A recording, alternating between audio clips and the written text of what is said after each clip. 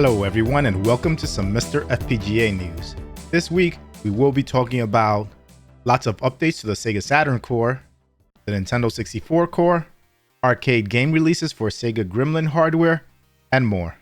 Also, check out my channel sponsor MiSTer Add-ons, a place where you can get all your MiSTer needs, things like full MiSTer setups, I/O boards, accessories, and more. Now let's get to the news. The MiSTer remote script has had a minor update. It fixes a bug with the games browser displaying files starting with a dot, and adds support for the Tab2 project. You can just use the update all script to get the latest version. Track 17 posted that the CPS2 board has been decapped. All the cells and the traceout is ready for Verilog implementation. Verilog is a hardware description language used for FPGA development. It looks like there is also a mystery developer working on this. The CPS2 board holds the game data and battery-backed memory containing decryption keys needed for the games to run. The CoinOp collection team will also be looking at Nichibutsu and Toaplin chips.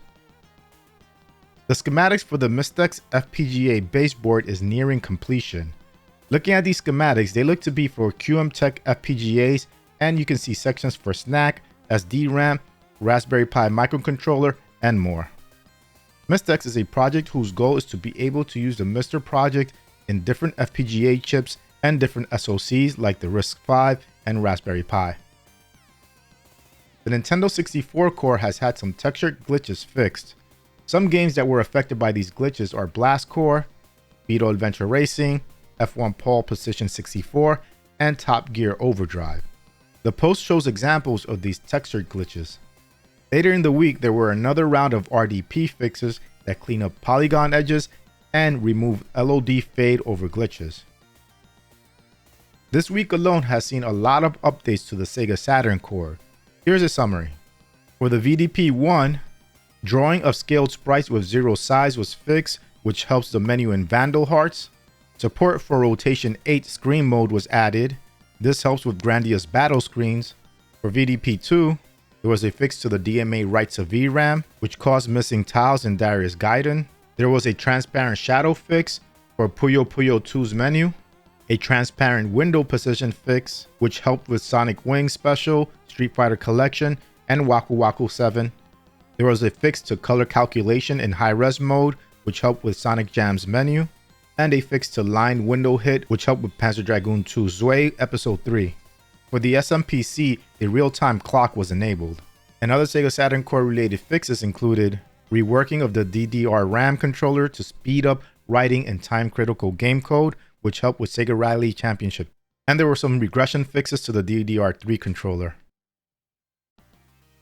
If you have an S-Video/composite adapter based on Mike Simone design that is caseless, Midori on Twitter posted some 3D files that provide cases for them.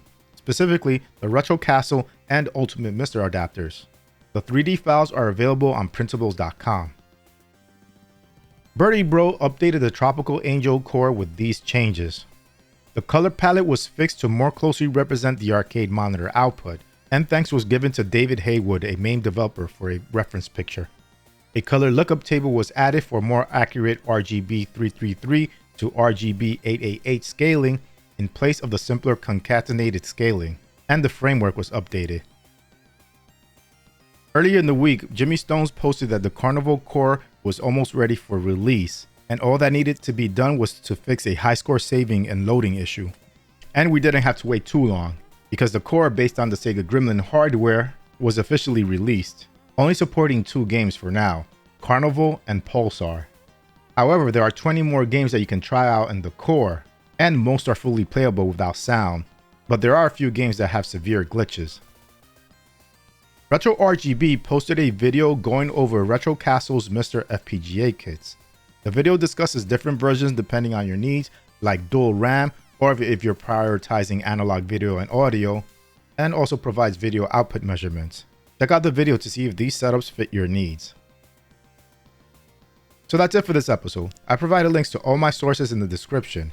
Make sure you also check out RetroRGB.com to see my MiSTer news videos in blog form and to get more retro related content.